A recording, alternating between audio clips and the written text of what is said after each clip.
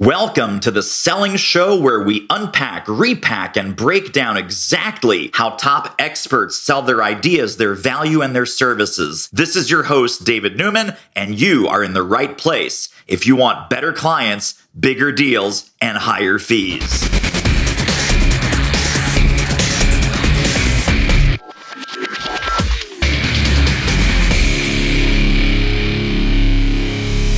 Well, my friends, my next guest is, I think, among the most ripped off people.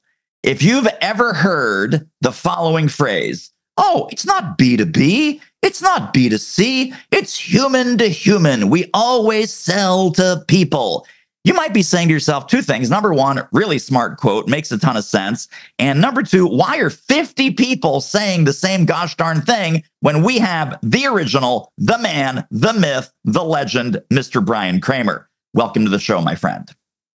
What a nice, kind intro. Thank you. I appreciate it. So literally, dude, I mean, I was thinking about this in preparation for our interview here.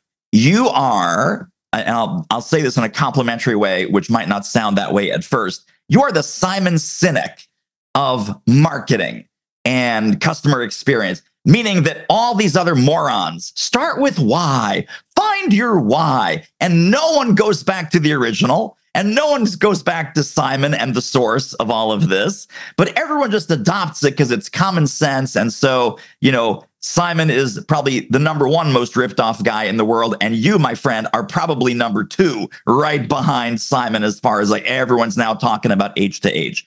So take us back. The book came out, 10 years ago, 2014-ish? That's exactly right. So talk to me about the genesis of that concept, and maybe also share a little bit about your professional journey getting to where you are today in the business. And maybe let's follow those two parallel tracks just to get started. Yeah. So the beginning of that, the start to it really resonated loudly with our clients when we had an agency. We had a marketing agency, and Pure Matter. My wife and I, we had that agency for 20 years. And a lot of the clients that we had been preaching to anyone that would listen that it was human to human and human at the other end. Now, think about this, like this really came out, you think about 10 years ago, and even as far as 15 years ago was like social media was fresh on the scene. Yeah. And things changed, which was not that long ago, where everyone was starting to have global conversations on the forum. And we're talking about something beyond AOL. We've just expanded our world into, the likes of Facebook and Twitter and Instagram and all these things that are just having profound effects. And not even that, companies and people could post anything. If they had a bad experience with your pizza delivery, you better watch out because they're going to say it. And now all of a sudden that takes things to a whole new level, because it's not just calling the customer service line in a private manner. This is in a public forum. Now, I know that sounds normal today, but it wasn't 10 to 15 years ago. Yeah. So that changes everything from a human to human perspective in a public forum. We were kind of early adopters of the thinking. And one day I'm giving a keynote at Bloomberg. And there were a ton of CMOs in the room, and it was the right place, right time. And they all heard what I had to say. It was up on a slide behind me. They were enamored with it, took a picture of it and posted it on social media. And then within the next 24 hours, got over 24 million impressions, which made me kind of, going, what the heck? I've been preaching this for years. Why now? Why now? Because now it's more prevalent than ever, because now people want to know, what does this mean for me? And how do I deal with this as a company? How do I respond to, instead of react to, this bad pizza delivery? And that's what we were here to do. So we took everything that I'd written for the previous 2 years on exactly that topic, my wife and I, and edited it together into a book and quickly self-published it, which became a an international bestseller because of the timeliness of that. I'm really proud of then how it kind of like took on a whole life of its own. It really started to just gravitate towards what's next, which I believe was the sharing platform. And that's why I wrote Shareology, and how sharing powers the human economy. And still today, we still are we're a little bit introspective into how we share, what we share, when we share, why we share. So anyway, that was the transgression. We were an agency that fully believed in it, got behind it, and then that took off into the land of human to human. Yeah, totally amazing. Well, tell me, I'm curious about the agency. Did you just end up sort of wrapping that up to focus on the coaching, training, speaking, and consulting? Did you sell the agency? Kind of what happened to that? Yeah. So it's interestingly enough, you and I saw each other at Scott's retreat, I guess, in San Diego, right around the time that had just gotten out of the agency business. And I had gotten to the point where I just burned out. I burned out at such a high level. I was traveling 200 days a year, speaking. I was running the agency from the road. I had gotten the food was so darn good around the world. I ate all of it. If anybody's missing food, I probably had it. And so, I blew up. I put on massive amounts of weight. I got type 2 diabetes. It was just a really bad, backwards country song. And so I ended up talking to my wife one day and saying, I think we should exit.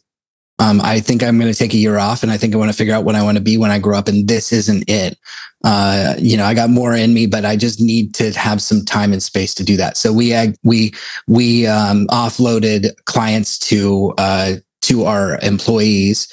And over 6 months, we transitioned out of the agency. I stopped speaking for a full year. I lost 85 pounds. I lost diabetes. I picked my kids up and dropped them off for school most days. And I thought about what I wanted to be when I grew up. And that was the greatest year ever, just to get my life back in order and figure out what was next for me. Yeah, boy. I mean, there's a whole show right there. And I want to talk about many other things, but this is so fascinating. Talk about, because this wasn't a small agency, like this was seven figure plus agency, correct? So this was a big deal. You were making a lot of money. You were providing a lot of jobs. You were doing a lot of great work for great clients. Talk about that shift around the identity of, hey, I'm a multi-7-figure digital agency owner, and now I'm a stay-at-home dad, and I'm picking up my kids. I realized that obviously there was some urgency, personal health, psychological, for the reset, but a lot of people would have a hard time letting that go. What was your process of letting that go? Jump off the cliff. I didn't have a process. That was how burned out I was. So, I went through some therapy. I went through some processes with friends that were coaches. I went through a lot to determine how burned out I was, and that I wasn't seeing the forest through the trees, so to speak. And I needed to get myself to a place where I could do that. And this was not going to happen in the current state that I was in. Yes, you're totally accurate. And it's funny, nobody's actually brought that up, but it did happen. My identity was wrapped up in the agency.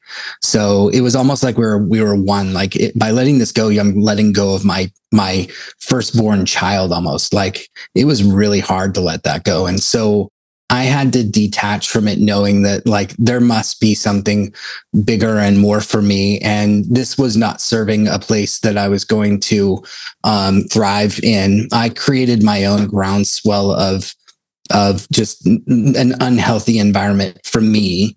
And I needed to explain that to everybody else. I also, there was some other peripheral stuff, like, we were working with Cisco and IBM and Netflix and MasterCard, all these companies. And, when you work at that level, you're taking on a lot of those.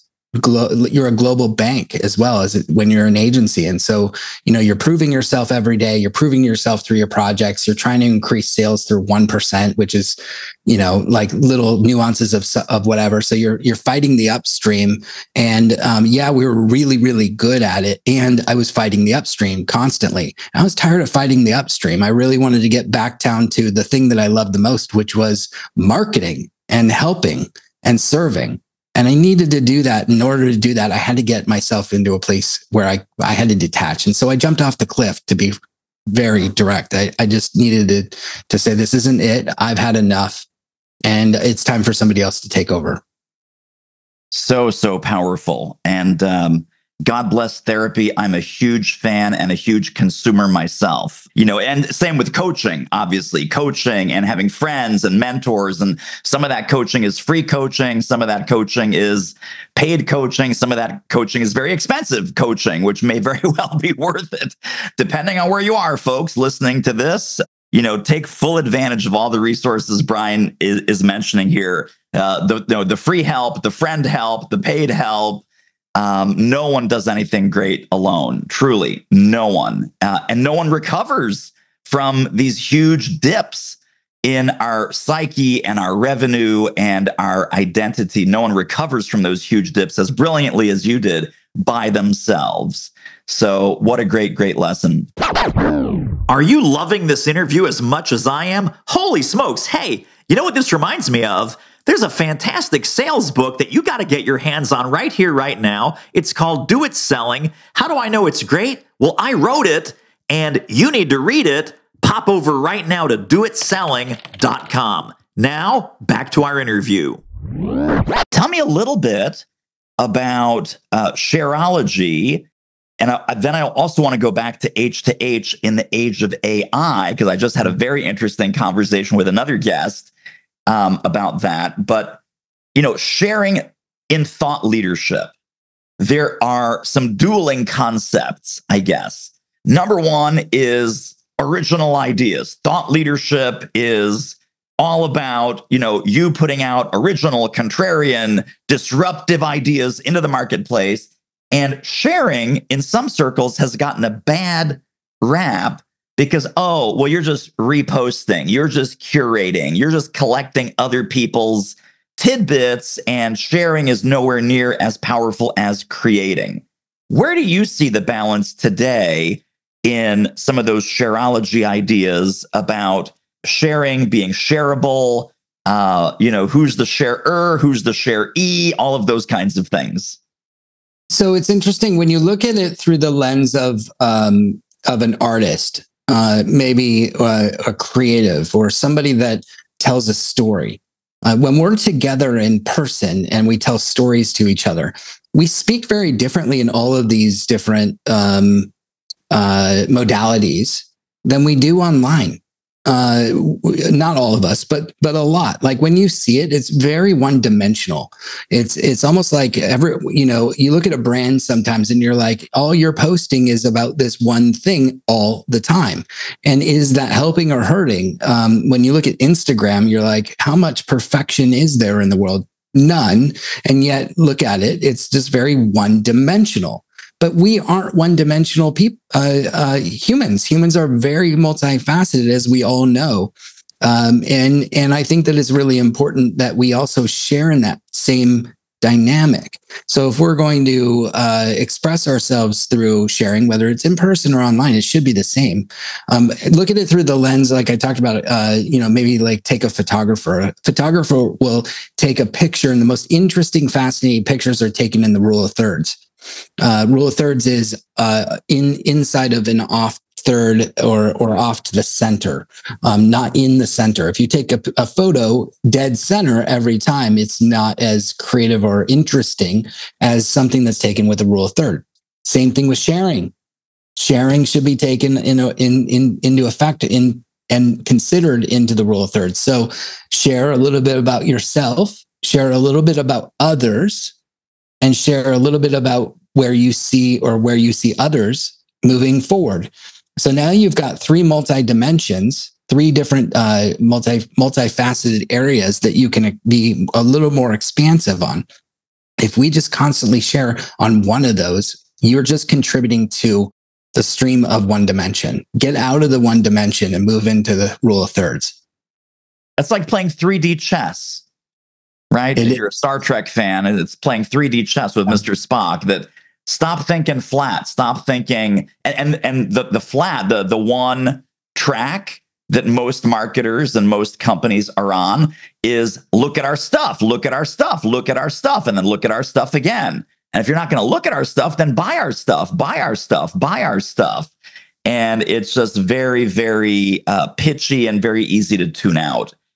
Let me ask you about H to H in the age of AI, because at this point, people are saying, oh, content's totally commoditized.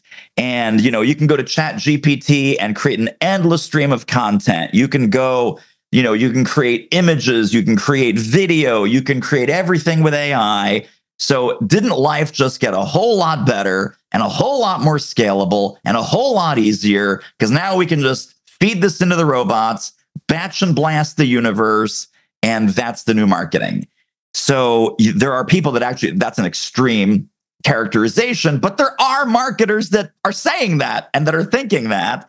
So when we're talking about H to H and content is now unlimited and prolific and robotic, how do we put that genie back in the bottle, at least for us, so that we can stand out? Everyone else is doing the AI generated batch and blast, connect with 1,000 people a day on LinkedIn. How are the H to H marketers and sellers winning in that landscape? I'm going to answer that in one brief statement. Being human right now is everyone's competitive advantage. Remember direct mail? Sure. Well, everybody was doing it.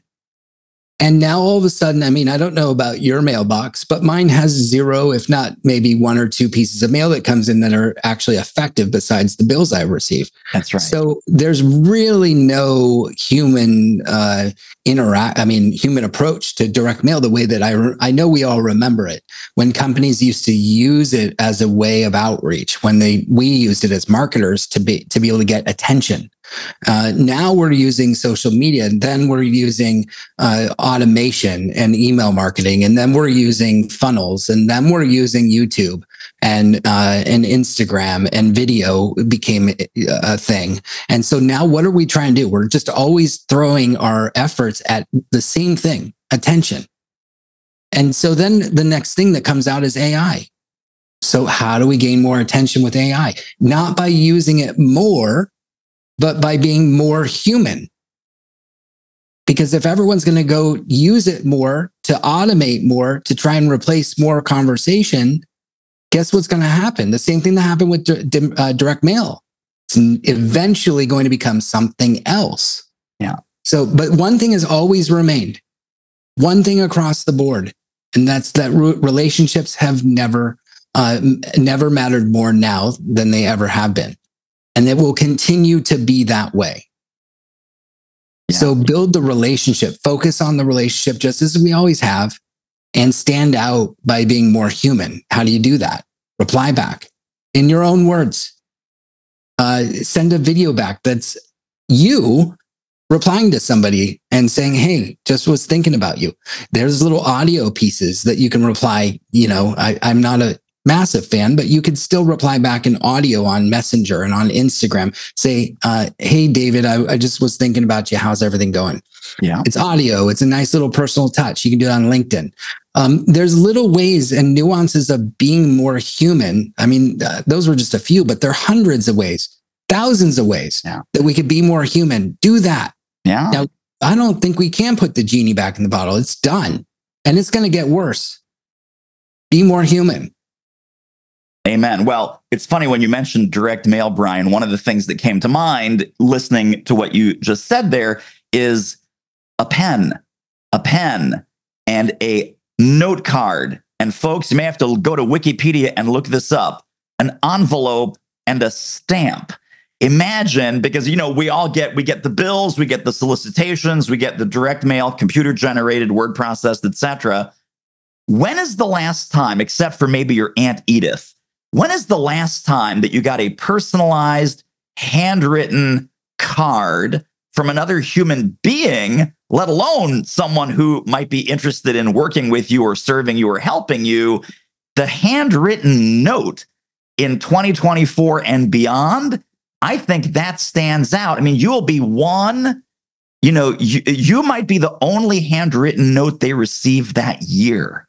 That year, not that day, not that week, not that month. The only handwritten note they've received that entire year. And people go, oh, well, that doesn't scale. That does it. Well, do you need 1 million customers or do you need 30 or 40 or 50? Right? In our world, most professional services firms, most consulting firms, boutique firms, training company, coaching company, consulting, speakers, right? We're not after 1,000 customers. We're after 5 a month, 10 a month. That would be beautiful. It's like, how are you humanizing those touch points to get conversations, right? Invitation to a conversation that's how I reframe sales, by the way, Bryan. It's like, don't worry about selling. Don't worry about the word sales. Don't worry about being salesy. How good are you at the invitation to a conversation with another human being? And people go, oh, it's harder than that. I have to use LinkedIn. I have to use automation. I have to use robots. It's like, no, you don't. And that is hurting you. So the power of the blue ink pen, the envelope, the stamp. Check out your post office, my friends. All of these things are available there. So I want to talk about selling into big companies, which is another skill that you have really mastered, both for your executive coaching work and obviously for speaking and training opportunities. A lot of folks would love to have the client list that you have, all these big Fortune 500 companies that you mentioned.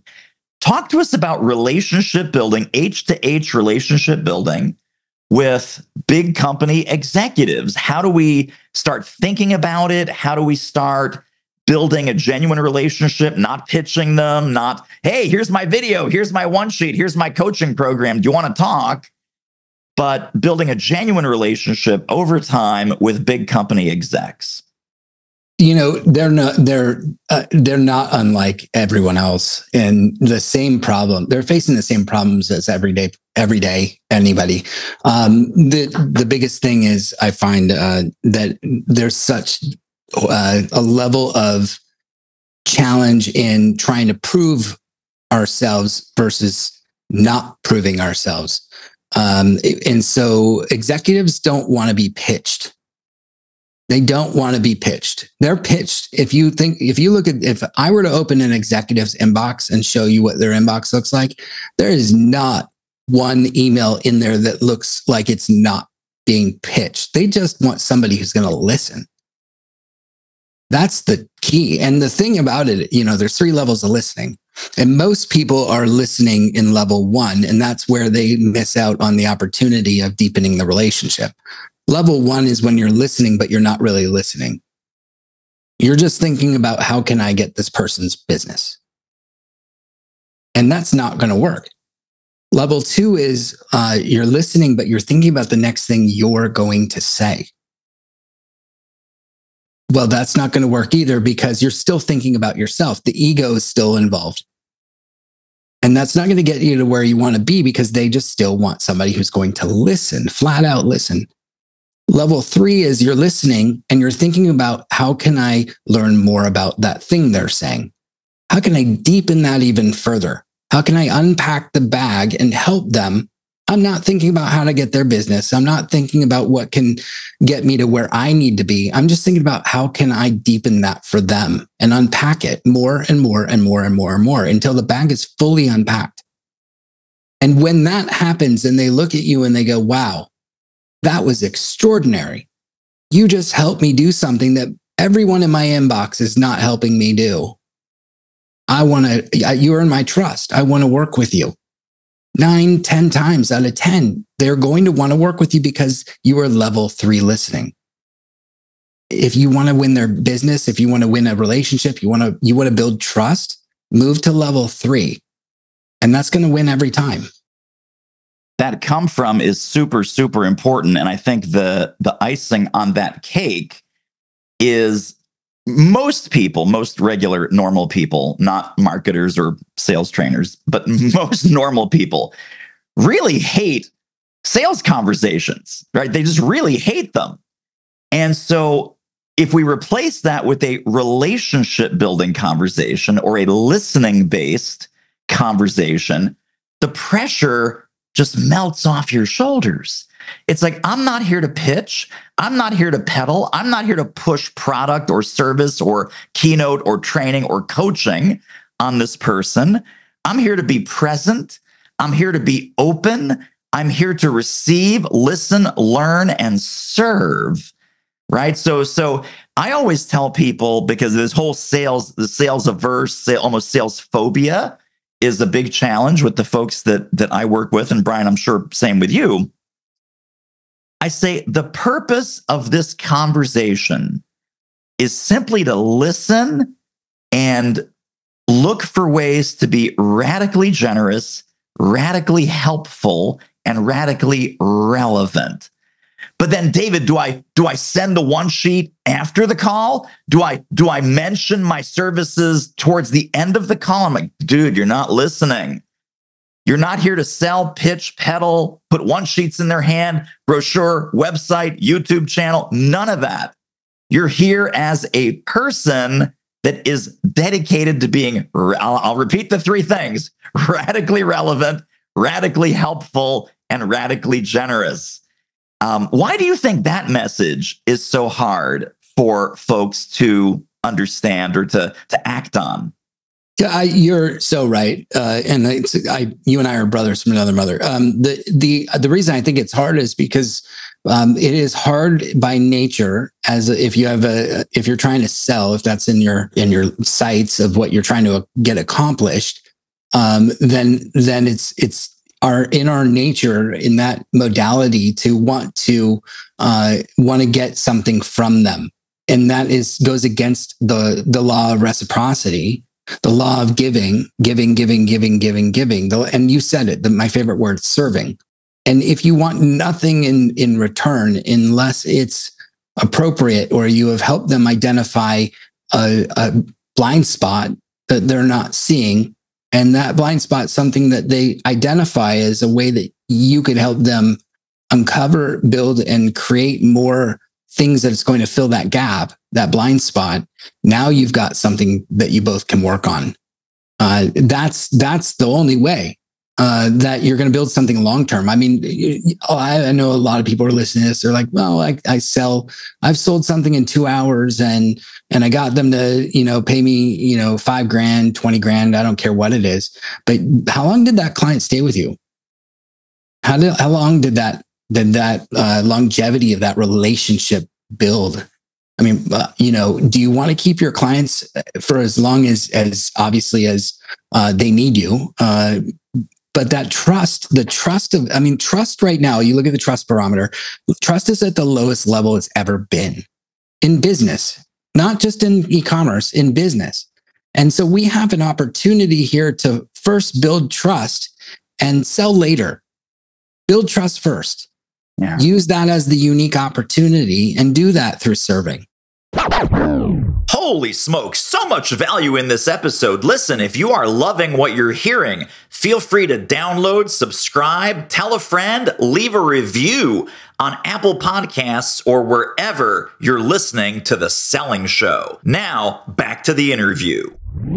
When we're initiating a new business relationship, and so I want to talk about two things. One is initiating new business. Second is the client retention thing that you just mentioned. Initiating new business, whether it is a referral, whether it's inbound lead, outbound lead, that you're targeting someone that you'd really like to connect with just to build a relationship and learn about their world and see how you can serve them. How do we differentiate that initial connection, whether it's on LinkedIn, whether it's on email, whether it's a call, whether it's meeting at a cocktail party? How do we differentiate that we're not one of those takers and that we're really interested in giving? I think it's the impact that you share. What is your reason for being here? And what's the impact that you want to make in the world? Those very first few words out of your mouth are what discerns and helps me to uncover whether I want to spend my time with you or not. And if I ask you what you do and you go into actually what you do, you just lost. I It's the don't want biggest to work trap with you. question in the world.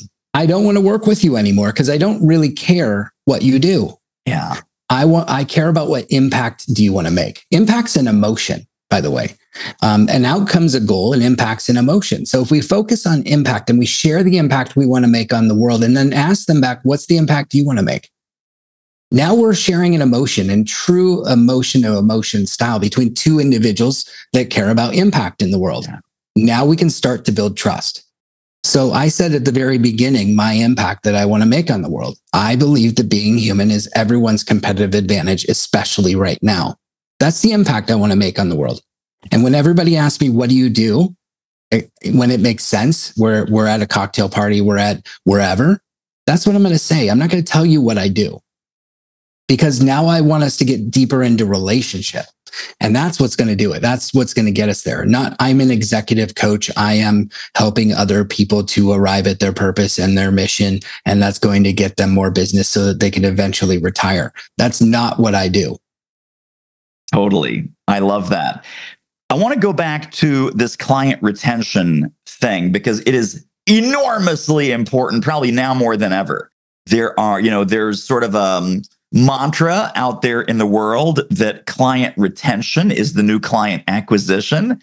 And the painful question, Bryan, that this is sparked from, what if every single person who you ever did business with were still a current client today? What would your business look like? And people go, oh my God, that's a depressing answer, right? It would be 10 times bigger because, we have a factory and we're transactional and people come and people go. And then hasta la vista.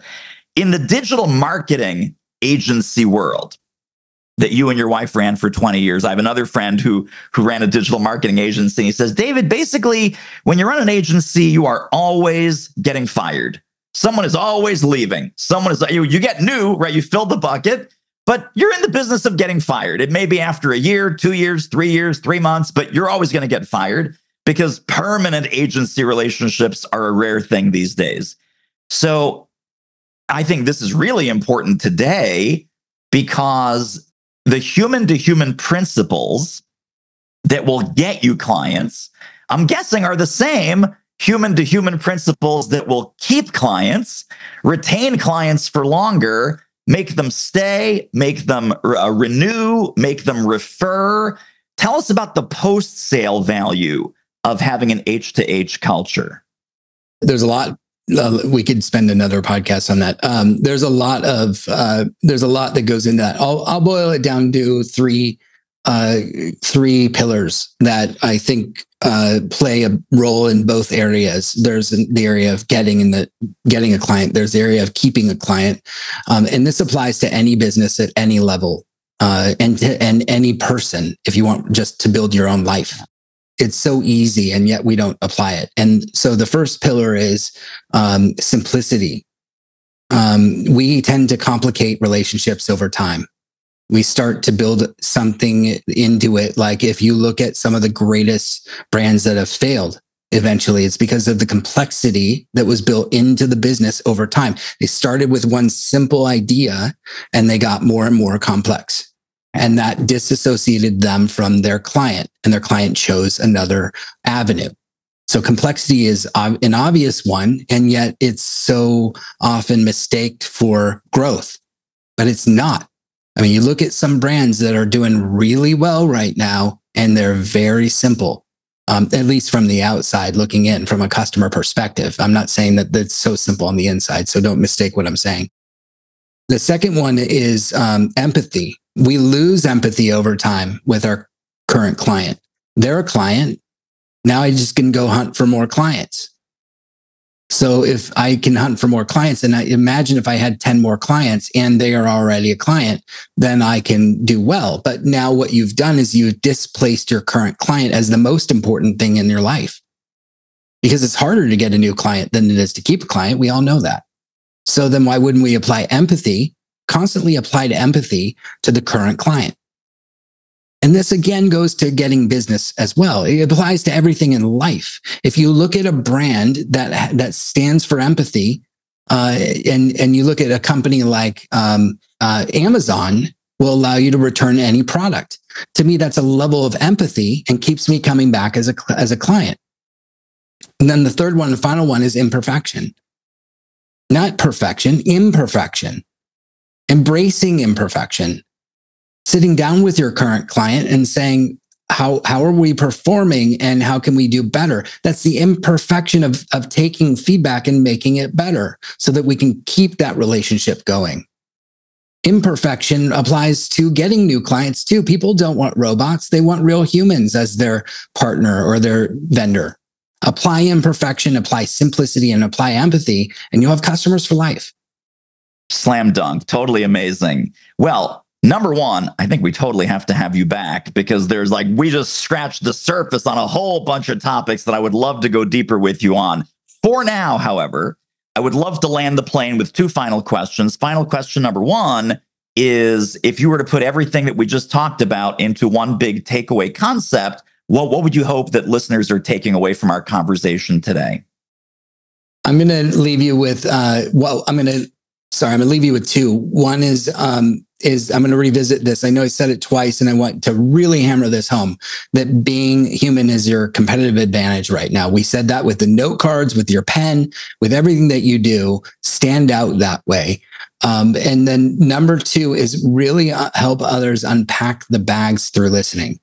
The more that you build that as the muscle, and knowing that you don't have to show up in ego, that you can show up with others to just be there for them and help them unpack their bags to understand how then you can help them grow, the more you're going to grow. Totally amazing. Second and final question is, I know people are going to want to get connected and stay connected to more Bryan Kramer brilliance. Where can we send them? What resources, links? Where should we send people in the show notes? I'd say send them to my website. And if you want to email me, it's Bryan@bryankramer.com. Bryan with a Y, Kramer with a K. If you sign up for my newsletter, I hit reply to them because I'm an H2H guy. So I got to hit reply and then you reply and then I reply. And before you know it, we're having this thing called a conversation. So I know it's rare, but I'd encourage everybody to sign up for the newsletter. And I send it out. I don't know why I even call it a newsletter. It's really a letter that I write once every 2 weeks. And I encourage everybody to do that. Beautiful. And all of those links and resources to connect with Bryan will be in the show notes right under this episode at thesellingshow.com. Bryan Kramer, we're going to have you back. I appreciate you so much. Thank you for all the value bombs today. Thanks, brother. And that wraps up another episode of The Selling Show. Hey, tell you what, if you like us, rate us and review us on Apple Podcasts, subscribe, tell a friend, go grab the notes and downloads and extras at thesellingshow.com. See you next time.